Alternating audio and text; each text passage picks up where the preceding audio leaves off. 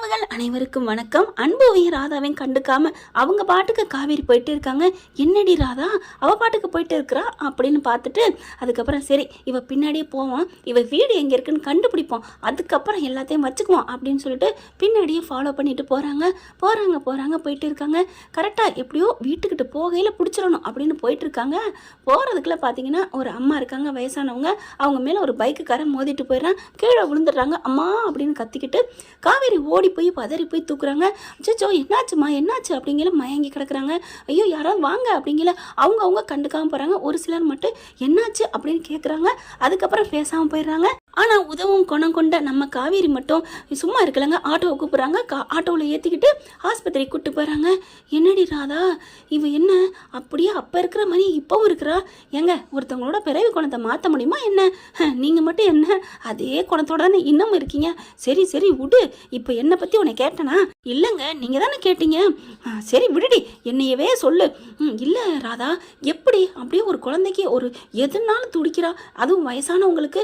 யாரோ இவங்கள போயிருக்கலாம்ல, எல்லாரும் கண்டுக்கல, இவன் மட்டும் தூக்கிட்டு போகிறாளே, அப்போ இன்னும் நல்ல குணத்தோட தான் இருக்கிறா. நல்ல குணத்தோட இருக்கா, என்ன பண்ணுறது? இவன் நம்ம பக்கத்தில் வந்தாதான் நம்ம பிள்ளைக்கு ஆபத்தாச்சு விஜய்க்கு அப்படிங்கிறாங்க ராதா. இல்லடி இவளுக்கு சுயநலம் இருக்கா இல்லையா? அட இல்லைங்க, அன்னைக்கு இருந்த மாதிரி தான் இன்னைக்கு இருக்கா, தெரியலையா? ஆமாம் அதுக்காண்டிலாம் விட முடியாது ராதா, நம்ம எப்படியாவது கண்டுபிடிச்சி இவங்கள இந்த ஊரை விட்டு போக சொல்லணும் அப்படிங்கிறாங்க. அதுக்கப்புறம் வீட்டில் போயிட்டு பேசிகிட்டு இருக்காங்க. இந்த மாதிரி பார்த்தோம் அப்படின்ட்டு தாத்தா கிட்ட. தாத்தாவும் பார்க்குறாரு. டேய் உண்மையிலே ஒரு நல்ல பிள்ளை தான் ராதா அப்படிங்கிறாங்க. என்னப்பா நல்ல பிள்ளைன்னா விஜய்கிட்ட நம்ம யார் திட்டு வாங்குறது? அடி நாய்ங்களா, ஏண்டி நீங்கள் திட்டு வாங்குறதுக்காண்டி ஒரு ரெண்டு உள்ளங்களை இல்லத்தோட பிரித்து வச்சுட்டீங்க, அடி சேர்த்து வைக்காம அப்படின்னு தான் நாங்கள் சொல்லணும். அடுத்து பார்த்தா இங்கே பாப்பாவும் விஜயும் சந்தோஷமாக ஜாலியாக பேசிக்கிட்டு வந்துட்டு இருக்காங்க. என்ன ரெண்டு பேரும் குசியாக வராங்க அப்படின்னு பார்க்கல. அப்பா நீங்கள் கண்டிப்பாக நாளைக்கு நீங்கள் எங்கள் மிஸ்ஸை பார்க்குறீங்கப்பா அப்படிங்கிறாங்க. பாப்பண்டா எங்கள் காவேரி மிஸ் எவ்வளோ நல்லவங்க தெரியுமா அப்படின்னு சொல்ல. என்னது காவேரி மிஸ்ஸா? அப்பா அவள் ஸ்கூலில் வேலை பார்க்குறாளா அப்படின்னு இதுங்க மூணு அடிச்சுக்கிறதுங்க. விஜய் பார்த்துட்டு என்னம்மா சொல்கிற, அவங்க பேர் காவேரியா? ஆமாப்பா அப்படின்னு சொல்ல. காவேரின்னு சொன்னோன்னே இவர் மனசுக்குள்ள ஒரு மாதிரி ஆகுது. உடனே டக்குன்னு தாத்தாவும் சித்தப்பும் எப்பா உலகத்திலே உன் பொண்டாட்டி பேரும் உன் புள்ள பேரும் தான் காவேரியா என்ன அப்படின்னு சொல்ல. காவேரி குட்டிமா என்ன பண்ணுறாங்க, என்ன சொல்கிறாங்க தாத்தா அப்படின்னு கேட்க. ஒன்றும் இல்லைம்மா அப்படின்னு மழுப்பிடுறாங்க. ராதா தூக்கி வச்சுட்டு உனக்கு நான் ஐஸ்கிரீம் பண்ணித்தரேன் அப்படி இப்படின்னு சொல்லி சமாளிக்கிறாங்க. விஜய் பார்க்குறாரு. ஆனால் தாத்தா வந்து அந்த காவேரி இந்த காவேரியில் ஏதோ ஒரு காவேரிப்பா விடுப்பா அப்படிங்கிறாங்க. இல்லை தாத்தா இவ சொல்கிறதெல்லாம் பார்த்தா நம்ம காவேரி மாதிரியே இருக்கும் போல இருக்கே, இருந்துட்டு போட்டோம், ஒருத்த குணத்தில் 7 பேர் இருப்பாங்கன்னு சொல்லுவாங்க, நீ போ அப்படின்னு சொல்லிட்டு. என்ன மாப்பிள்ள வந்துட்டானே, நெருங்கி வந்துட்டாளுகளே, இப்போ என்ன பண்ணுறது?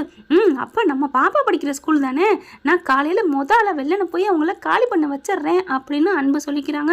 நைட்டு ஃபுல்லாக சொட்டத்தலைனுக்கு தூக்கமே இல்லை, ஒரு குடியை கெடுக்கிறது இல்லை. ஆனால் இங்கே நம்ம விஜய்க்கும் தூக்கம் இல்லை, ஆனால் அது ஒரு குடியை கெடுத்தக்கூடிய தூக்கம் இல்லாமல் இல்லைங்க, தான் பொண்டாட்டி மாதிரியே ஒருத்தவங்க இருக்காங்களே அப்படின்னு நினச்சிட்டு மறுபடியும் காவேரி என்ன இருந்தாலும் ஓம் மாதிரி யாரும் வராது அப்படின்னு அவரும் விடிய தூங்கலை.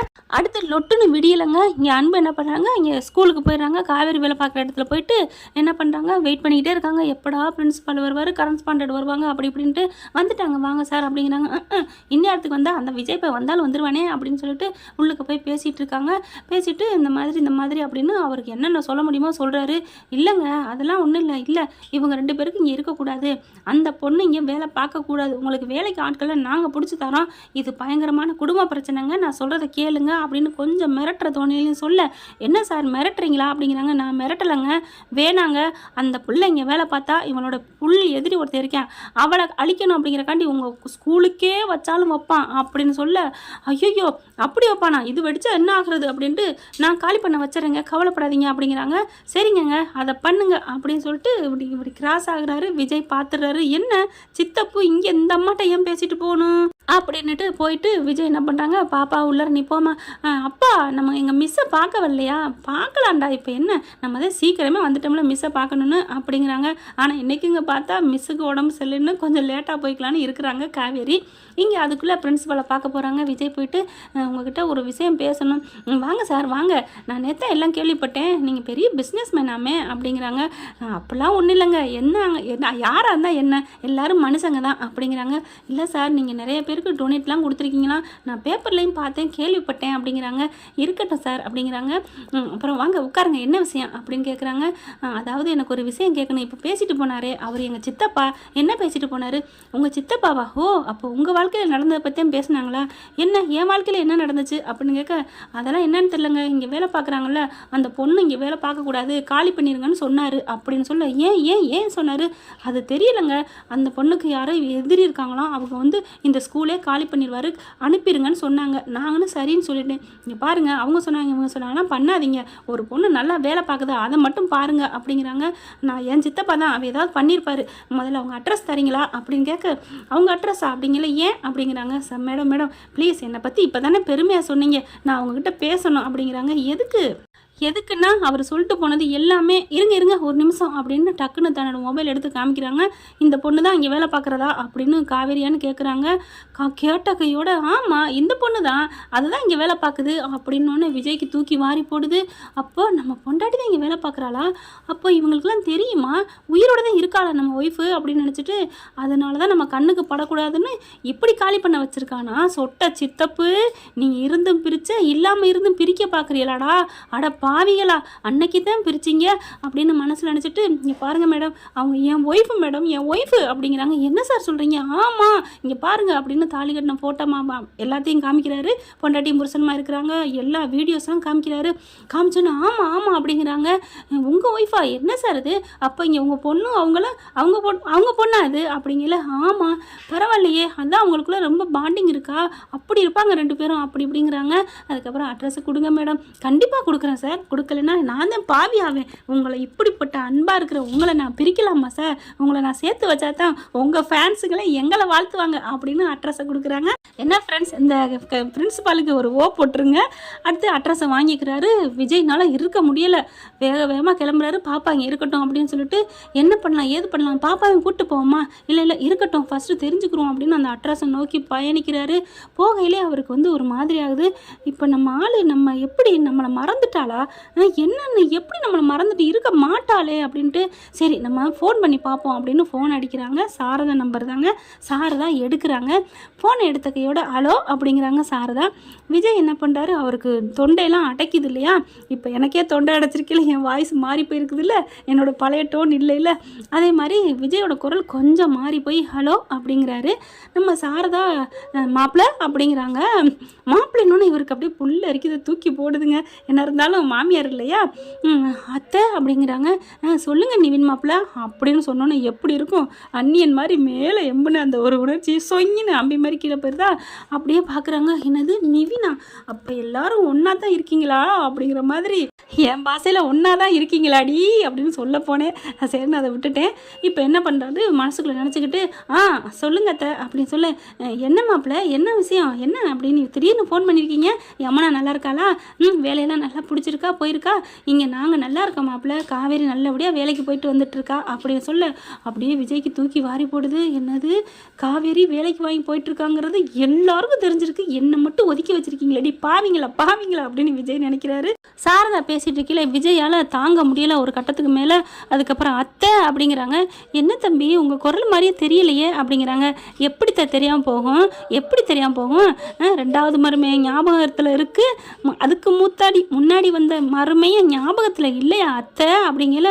விஜய் அப்படிங்கிறாரு. விஜய்ன்னு சொன்னோன்னே புரியுதா, இப்போவாது தெரியுதா அப்படிங்கல. தம்பி நீங்கள் உயிரோடவா இருக்கீங்க? என்னது உயிரோடவா, என்னத்தை சொல்கிறீங்க? ஐயோ உங்கள் தாத்தா பாட்டிலாம் அப்படி தான் சொன்னாங்க அப்படின்னு சொல்ல, அப்படியே தூக்கி வாரி போடுது. அப்போ என் பொண்டாட்டி அவள் உயிரோடு தான் இருக்கா, அவள் இல்லைன்னு எங்கள் வீட்டில் சொன்னாங்களே, என்ன மாப்பிள்ள சொல்கிறீங்க? ஆமத்தை ஆமாம் அப்படிங்கிறாங்க.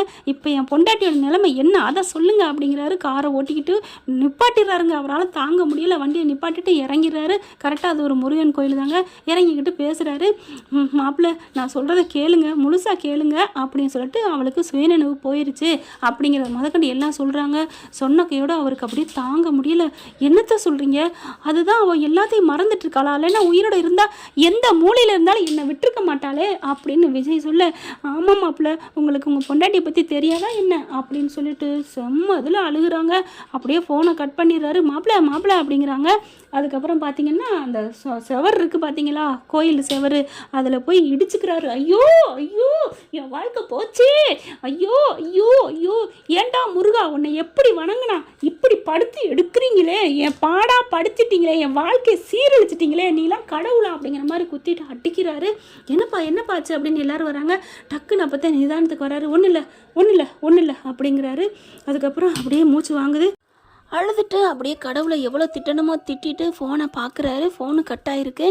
ஏன்ப்பா அப்படிலாம் பேசுகிற, கடவுள் கண்டிப்பாக அதுக்கு ஒரு காரியம் வச்சுருப்பாங்கப்பா, நீங்கள் பிரிஞ்சிருக்கீங்க அப்படின்னு அதுக்கு ஒரு காரணம் இருக்கும், கண்டிப்பாக கடவுள் உனக்கு கை கொடுப்பாருமா, இன்றைக்கி நீ நேசித்த ஜீவனை நீ பார்ப்ப, அந்த ஜீவனும் உனக்கு நல்லதாக நடக்கும், நீ உன் வாழ்க்கையில் நல்லது நடக்கும் அப்படின்னு அங்கே ஒருத்தர் சித்தர் மாதிரி ஒருத்தவங்க சொல்கிறாங்க. அதை பார்க்குறாரு. கடவுளே முருகா, நான் ஏதோ ஒரு ஆத்திரத்தில் பேசிட்டேன், என்னை மன்னிச்சிரு முருகா அப்படின்னு சொல்லிட்டு நான் என் பொண்டாட்டியை பார்க்க போகணும் அப்படின்னு சொல்லிட்டு வேகமாக கிளம்புறாங்க. இங்கே பாருப்பா, கடவுளுக்கே பிரிவுகள் இருந்திருக்கு, அவங்களுக்கே சோதனை காலம் இருந்திருக்குப்பா, சீத்தையை ராமன் பிரிஞ்சிருக்கலையா, அந்த மாதிரி நினச்சிக்கோ, நீங்கள் கடவுள் வரம் பெற்ற அருள் பெற்றவங்கப்பா நீங்கள், அதனால் கண்டிப்பாக உன் பொண்டாட்டி உனக்காக வருவா, நீ போ, தயங்காமல் போ அப்படின்னு சொல்லவும் சும்மா பறந்து அடிச்சுட்டு போகிறாங்க விஜய். வேகமாக வண்டியை ஓட்டிகிட்டு போகிறாருங்க. அவர் வாட்டுக்கு சர்ரு புருன்னு போகிறாரு. பொண்டாட்டியை பார்க்க போகிற ஆசையில் அப்படியே பார்த்தா ரொம்ப ஒரு சந்தோஷம். மறுபடியும் சாரதா அடிக்கிறாங்க. அத்தை நான் வந்துட்டுருக்கேன் அத்தை அப்படிங்கிறாங்க.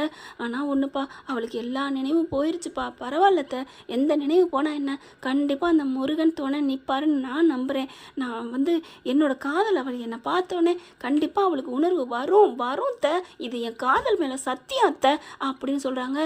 உங்கள் சத்தியம் பழிக்கட்டும் மாப்பிள்ள அப்படிங்கிறாங்க. கரெக்டாக காவேரி என்ன பண்ணுறாங்க, வெளியில் கிளம்புறாங்க. எங்கேம்மா போகிற, நான் ஸ்கூலுக்கு போகணுமா அப்படிங்கிறாங்க. இல்லைம்மா கொஞ்சம் இரு. இல்லைம்மா நான் போகணும். ஏம்மா என்ன இருக்க சொல்கிற, இல்லை ஒருத்தவங்க வர்றேன்னு இருக்காங்க. யார் அப்படிங்கல, ஒருத்தவங்க வர்றேன்னு இருக்காங்கடி.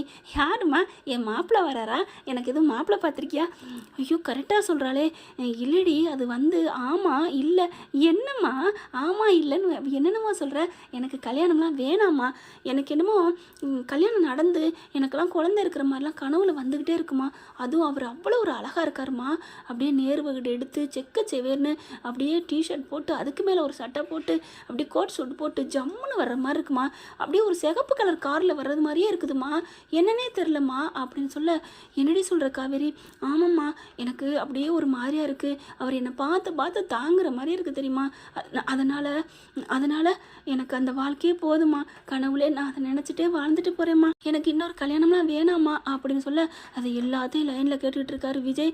அப்போது நம்ம அவள் கனவுல இருக்கம்மா, சுயநினைவு இல்லைனாலும் அவளோட நினைவு உள் மனசில் நம்ம இருந்துகிட்டே இருக்கிறோம், அதோட வாழ்ந்தாலே போதுங்கிறாளே, ஐயோ என்ன நான் சொல்லுவேன், என் காதலை சூப்பர்னு தான் சொல்லணும், என்னோட காதல் அப்படின்னு சொல்லிட்டு அப்படி அத்தைன்னு கூப்பிட்றாங்க. ஆனால் அவங்க கீழே வச்சிட்ருக்காங்க ஃபோனை, காதில் வைக்கல சாரதா.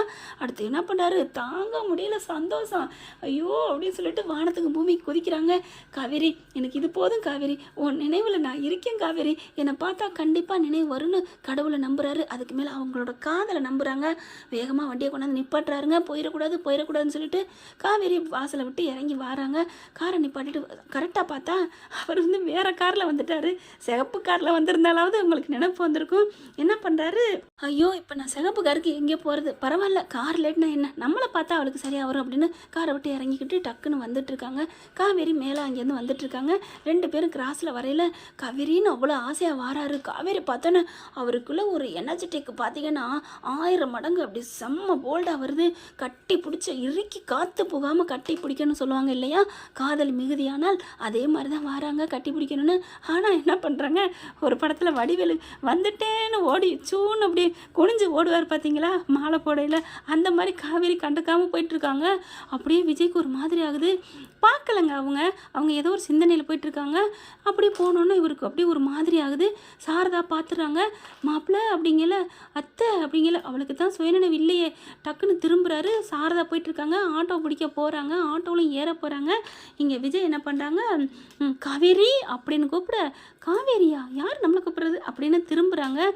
பின்னாடி அவங்க அம்மா இருக்காங்க. என்னம்மா நீங்களா என்ன கூப்பிட்டீங்க அப்படிங்கல, நான் கூப்பிடலைங்கிற மாதிரி மண்டையை அசைக்கிறாங்க. அதுக்கப்புறம் விஜய் அப்படி அசால்ட்டாக அப்படி பார்த்துட்டு யதார்த்தம் பார்த்துட்டு அப்படி ஆட்டோவுக்கு திரும்புகிறாங்க. திரும்பும்போதே தெரியுது அவங்களோட புத்திக்கு நம்ம கனவுல பார்த்த மாதிரி நிற்கிறாரே அப்படின்னு சட்டான்னு யூட்டன் போட்டு திரும்புகிறாங்க. விஜய் அப்படியே கை 2ஐயும் விரிச்சுக்கு நிற்கிறாரு.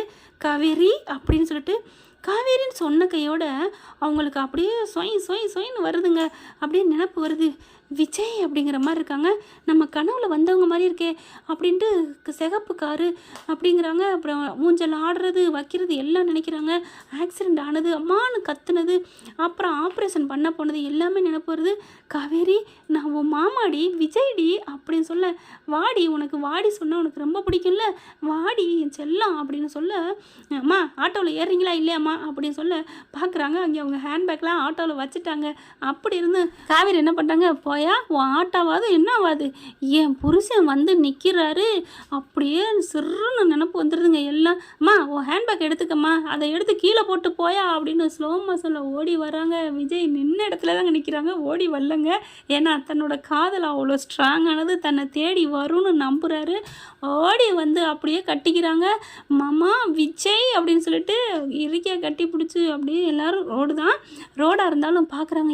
என்ன அப்படிங்கிற, என்னம்மா சாரதாம்மா பக்கத்து வீட்டுக்காரம்மா கொஞ்சம் நல்லா பழகிட்டாங்க, என் பொண்ணுங்க, என் மாப்பிள்ளையா அவர் உலகத்தை விட்டே போயிட்டாருன்னு சொன்னீங்க, போயிட்டாருன்னு சொல்லிட்டாங்க அவங்க வீட்டில், நாங்கள் என்ன பண்ணுறது, உங்கள் பொண்ணுக்கு சுயநலம் இல்லைன்னீங்க, இப்போ மாப்பிள்ளையை பார்த்தா நான் கட்டிக்கிட்டா அப்படின்னு சொல்ல, அதுதாம்மா காதல்ங்கிறது. அப்போ விஜயை பார்த்துருந்தா அவளுக்கு ஒருவேளை அன்னைக்கே சுயநலம் வந்திருக்குமா, ஐயோ தப்பு பண்ணிட்டேனேன்னு அடிச்சுக்கிறாங்க. ஆனால் இவங்க இப்படி பேசிகிட்டு இருக்காங்க. ஆனால் அவங்க காவேரின்னு இவர் கட்டிக்கிறாரு, விஜய்ன்னு சொல்லி இவங்க 2 பேரும் கட்டிக்கிறாங்க. அப்படியே காலமெல்லாம் காதல் வாழ்கன்னு ஒரு பாட்டு பாடும் பார்த்தீங்களா, நம்ம தேவயானி மேடமும் அஜித் சாரும் கட்டிக்கிடுவாங்க இல்லையா, அது மாதிரி இருக்க கட்டிக்கிறாங்க. சுற்றி இருக்கவங்க எல்லாம் கிளாப் பண்ணுறாங்க. சூப்பர்னு சொல்லிட்டு ஒருத்தவங்க வீடியோ எடுத்துடுறாங்க. வீடியோ எடுத்து அப்படியே அழகாக அப்படியே ஜூமிங் பண்ணுறாங்க. 5 வருடங்கள் பிரிந்த அழகிய தம்பதிகள், காதல் தம்பதிகள் சொல்லணும். அவங்களோட காதல் மாதிரி இந்த உலகத்தில் இருக்கா என்னன்னு தெரியலைங்க. சுயநினைவு இழந்த அந்த மனைவியும் உயிரோட இல்லைன்றிருந்த இந்த கணவனும் ஒன்று சேராங்கன்னா அது முருகனோட அருளா இல்லை இவங்களோட காதலோட மகிமையா அப்படின்னு தெரியல. கமெண்ட்ஸில் சொல்லிடுங்க ஃப்ரெண்ட்ஸ்ன்னு சொல்லிட்டு யூடியூப்பில் விடுறாரு. போட்டு அடுத்த செகண்ட் சும்மா சும்னு வியூஸ் போகுதுங்க. நம்ம அன்பான நேயர்கள் மாதிரி நிறைய பேர் பார்க்குறாங்க போல இருக்கு. பார்த்தா பட்டி தொட்டி எல்லாத்துலேயும் போகுதுங்க. இதை பார்த்துட்டு எல்லாருமே என்னையா இது சுயநினைவு உடனே வந்துருச்சா, புருஷனை பார்த்த கையோட அப்படி அப்படிங்கிறாங்க. இங்கே அன்பு சொட்டத்தில் என்ன பண்ணுறாரு, தாத்தாட்ட போயிட்டு நான் அவங்கள போய் சொல்லி திட்டிட்டு வந்துட்டேன், அவங்க அனுப்பிடுறேன்னு சொல்லிட்டாங்க, வேலைக்கெல்லாம் இனிமேல் போக மாட்டா. அப்படியா அப்படிங்கல, ஆமாம் போயிடுவா, நீங்கள் எதுக்கும் பயப்படாதீங்க அப்படிங்கல. நீங்கள் பாருங்கள் அப்படின்னு இங்கே செல்வி அக்கா இருக்காங்களே, ஐயா இங்கே இருங்க, நம்ம ஐயா வந்து செல்லில் வராங்க அப்படின்னு சொல்ல, செல்லுலையா, ஆமாம் அப்படிங்கல. எல்லா நியூஸ்லாம் அதான் இப்போ பரவலாக ஒரு 10 செகண்டில் பரவிடுதுங்க, காட்டு தீ மாதிரி. அந்தளவுக்கு இவங்களோட காதல் மகிமை அப்படியே பார்க்குறாங்க. 2 பேரும் கட்டிக்கிட்டு இருக்காங்க. அப்புறமா டிவியை போடுறாங்க. டிவியில் பார்த்தாலும் ஃப்ளாஷ் நியூஸாக போகுதுங்க. அந்தளவுக்கு ஃபேமஸ் ஆகுது. இவங்க அந்தளவுக்கு ரொம்ப 2 பேரும் அவ்வளோ உயிருக்கு உயிராக லவ் பண்ணவங்க. பிரித்து வச்சுட்டாங்க. என்ன நினைப்போ என்னதோ விதி பிரிச்சுச்சா என்னன்னு தெரியல. ஆனால் அவங்களோட காதல் சேர்த்து வச்சிருச்சு அப்படின்னு சொல்லிட்டு கொடுக்குறாங்க கருத்து கணிப்பு. அப்போ பார்க்குறாரு தாத்தா சித்தப்புவை, சித்தப்பு அப்படிங்கிற மாதிரி நமக்கே தோணுது. ஏயா பிரிச்சுட்டேன்னு சொன்னேன், பிரிக்க முடியும், காற்று கூட பிரிக்க முடியாத அளவுக்கு இறுகிய கட்டி பிடிச்சிக்கிட்டு நிற்கிறாங்க, என்னையா நீ பண்ண அப்படின்னு சொல்ல, அது வந்து மாமா நான் எல்லாமே பண்ணிட்டு வந்தேன் அப்படிங்கிறாங்க. மற்றவங்க எல்லாரும் சார் கொஞ்சம் விலகுங்க அப்படிங்கிறாங்க. சாரதா வந்து காவேரி கொஞ்சம் விலகுடி, 1/2 மணி நேரம் 1 மணி நேரம் ஆகுது இறுகிய கட்டிக்கிறாங்க. நாங்கள் 5 வருஷம் பிரிஞ்சிருக்கிறோம், யார் சொன்னாலும் எங்கள் காதில் விழுகாது அப்படின்னு சொல்லி இறுகிய கட்டிக்கிறாங்க. என் வீட்டு வாசல்கிட்ட தானே அப்படின்னு சொல்லிட்டு இறுகிய கட்டிக்கிறாங்க. காவேரி என்னை விட்டுட்டு எப்படி இருந்த, நீங்கள் எப்படிங்க என்னை விட்டுட்டு இருந்தீங்க, அதையும் முதக்கண்டு ஜூமிங்கில் எடுத்து வியூஸில் விடுறாங்க. டிவியில் எல்லாத்துலேயுமே பார்த்தா, நான் எங்கெங்கே உங்களை விட்டுட்டு இருந்தேன், நான் அவங்க கூட கனவுல வாழ்ந்துட்டு தான் இருந்தேன், நானும் அப்படி தாண்டி நம்ம குட்டிமா காவேரி கூட தாண்டி வாழ்ந்துட்டு இருந்தேன் அப்படி எப்படிங்கிறாங்க. பார்த்தா ஸ்கூலுக்கும் போகுது, பரவுது. ஸ்கூலில் அந்த பாப்பா, இது மிஸ்ஸு உங்கம்மா தாண்டி இங்கே பாரு அப்படின்னு அங்கே இருக்க இன்னொரு மிஸ்ஸு வந்து காமிக்கிறாங்க. அதை பார்த்துட்டு எங்கள் அம்மாவா அப்போ அந்த மிஸ்ஸு அப்படின்னு சொல்லிட்டு, மிஸ் எங்கள் அம்மா எங்கள் அப்பா பார்க்கணும், அதெல்லாம் முடியாது, அவங்க வந்ததுக்கப்புறம் தான் நீ போகணும் அப்படிங்கிறாங்க. இல்லை மிஸ் ப்ளீஸ் மிஸ் அப்படின்னு சொல்லிட்டு இருக்காங்க. சாரதா என்ன பண்ணுறாங்க, இவ இப்போதைக்கு விலக மாட்டான்ட்டு வேகமாக ஸ்கூலுக்கு போயிடுறாங்க. போயிட்டு பாப்பாவை கூப்பிட்றாங்க, விவரத்தை பூரா சொல்லி என் பேத்தி தான் சொல்லிட்டு, தெரியும் அட்ரஸ் என்கிட்ட தான் சொல்லி வாங்கிட்டு வந்தாருன்னு அந்த பிரின்சிபல் சொல்லிடுறாங்க. குட்டிமா காவேரியும் விட்டுறாங்க. அங்கே இருந்து வேகமாக ஆட்டோவிலேருந்து இறங்கி ஓடி வருதுங்க அந்த பிள்ளை. அப்பா அம்மா அப்படி சொல்லி கட்டிக்கிறதுங்க. இவங்களோட காதல் எதையுமே கண்டுக்காமல் இருந்துச்சுங்க. அவங்க காதலுக்கு வந்துச்சு பார்த்திங்களா பரிசு, இந்த காவேரி குட்டிமா, அந்த பரிசு தாங்க இவங்களை கொஞ்சம் கசக்கிது. அசைச்சு பார்க்குது. குட்டிமா கைப்பட்டோன்னு காவேரி தாங்க விலை கொடுக்குறாங்க. அப்போ கூட விஜய் அவரோட காதலில் ஸ்ட்ராங்காக தான் இருக்கார். இவங்க அந்த 10 மாதம் சுமந்த ரத்த பந்தம்னு சொல்லுவாங்க இல்லையா, அது வந்து காதலை விட பாசம் ஜெயிக்குதுன்னு சொல்கிறதா இல்லை பாசத்தை விட காதல் ஜெயிக்குதா ஒன்றுமே புரியலைங்க. நீங்களே கமெண்ட்ஸில் சொல்லிடுங்க. டக்குன்னு விலகிட்டு குட்டிமா என் செல்ல மகளேன்னு தூக்கி வச்சு கொஞ்சுறாங்க, கட்டி பிடிக்கிறாங்க. காவேரி விஜய் என்ன பண்ணுறாங்க, பாத்தியா மாமாவை கழட்டி விட்டுட்டு ஏங்க இப்படிலாம் சொல்கிறீங்க அப்படின்னு நம்ம பாப்பா அப்படின்னு சொல்லிட்டு பாப்பாவை தூக்கி வச்சு 3 பேரும் கட்டிக்கிறாங்க. எப்பா 2 பேரும் பிரியறதுக்கே ரொம்ப நேரம் ஆச்சு, இப்போ 3 பேரா அப்படின்னு அங்கே வீடியோ எடுத்துகிட்டு இருக்காங்க இல்லையா. அடுத்தடுத்து எல்லாம் அவங்க கேட்குறாங்க, இல்லைங்க அப்படிலாம் இல்லைங்க, என்னாச்சு என்ன அப்படின்னு நடக்குதுன்னு 3 பேரும் சுற்றி பார்க்குறாங்க. அப்புறமா இங்கே பாருங்க அப்படின்னு நியூஸ் எல்லாத்தையும் செல்லெல்லாம் காமிக்கிறாங்க. ஐயோ அப்படின்னு சொல்லிட்டு மாமா எல்லாத்துலேயும் நம்ம வந்துட்டோம் அப்படின்னு சொல்லிட்டு சரி வா நம்ம வீட்டுக்குள்ளே ஓடிடுவோம். இனிமே என்ன நீங்கள் முழுக்க ஊருமெல்லாம் பரவிட்டீங்க, இனி என்ன சார் வாழ்த்துக்கள் சார், நீங்கள் உண்மையிலே தெய்வீக காதல் தான் சொல்லணும். நீங்கள் சூப்பர் ஜோடி சார், உங்களை மாதிரி ஒரு ஜோடியை நாங்கள் யாருமே பார்க்க முடியாது. இதை நாங்கள் ஏன் இவ்வளவுக்கு ஃபேமஸாக காமிச்சோம் அப்படின்னா உங்களை மாதிரி இருக்கணும், எல்லாருமே விட்டு கொடுத்து வாழணும், புருஷன் பொண்டாட்டி காதல்னா இப்படி இருக்கணும்னு தெரிஞ்சுக்கணுங்கிற காத்தாங்க அப்படிங்கிறாங்க. கண்டிப்பாக எங்கள் உணர்வாலையும் உயிராலையும் கலந்துருக்க காதலை எங்களை யாராலும் பிரிக்க முடியாதுங்க. விதி எங்களை 5 வருஷம் பிரிச்சிச்சு, இப்போ நாங்கள் ஒன்று சேர்ந்துட்டோம், இனிமேல் எந்த கொம்பை வந்தாலும் சரி எங்களை பிரிக்க முடியாது அப்படின்னு சொல்லிட்டு வாடிச்சல நம்ம வீட்டுக்குள்ளே போவோம் அப்படின்னு கூட்டிகிட்டு போகிறாங்க 3 பேரும். என்ன ஃப்ரெண்ட் இப்படி போனால் நல்லா தானே இருக்கும், பார்க்கலாம். தேங்க்யூ. இந்த வீடியோ உங்களுக்கு பிடிச்சிருந்தா தயவு செய்து லைக் பண்ணுங்க. இன்னும் அப்டேட்ஸ்க்காக சேனலை சப்ஸ்கிரைப் பண்ண மறக்காதீங்க. நம்ம கிட்ட இருக்க எல்லா சேனல்ஸோட லேட்டஸ்ட் வீடியோ அப்டேட்ஸ்க்காக மேல ரைட் சைடுல காட்டுற லிங்கை கிளிக் பண்ணி வாட்ஸ்அப் குரூப்ல ஜாயின் பண்ணுங்க. உங்களிடம் விடைபெறுவது நான் உங்கள் மெஹர்.